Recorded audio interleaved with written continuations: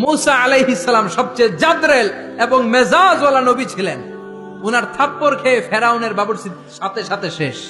উনার বাম হাতের থাপ্পড় খেয়ে ডান হাতের থাপ্পড় খেয়ে মালাকুল মাউত আজরাইল তার একটা চোখ হারিয়েছে। যেরকম ঠিক কিনা? এই নবীকে দিয়েও ছাগল চড়িয়েছে কে? 1 বছর নয়, 2 বছর নয়, টানা 10 বছর মুসা নবী ছাগল চড়িয়েছেন। শোয়েব আলাইহিস সালামের বাড়িতে উনি যখন গেলেন, শোয়েব বলল কালকে থেকে ডিউটি পালন করবা। কারণ শোয়েব নবী দেখলেন আমার মেয়ের বয়স 8 বছর। কয় বছর? চিল্লায় বলেন কয় বছর? আমার মেয়ের বয়স হচ্ছে 8 বছর। আর 10 বছর যদি এই লোকটারে আমার বাড়িতে ডিউটিতে রাখা যায়, আমার মেয়ের বয়স হবে কয় বছর? 18তে বিয়ে দেওয়ার সুযোগ আছে না নাই? বাংলাদেশ সরকারও তো নিয়ম করছে 18 কমে বিয়ে দেওয়া যাবে, আইনত দণ্ডনীয়। চিল্লায় বলেন ঠিক কিনা?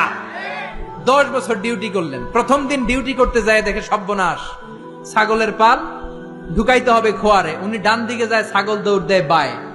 উনি বাম দিকে যায়, ছাগল দেয় ডাইনে। ঘামতে ঘামতে মুসা নবী অজ্ঞান।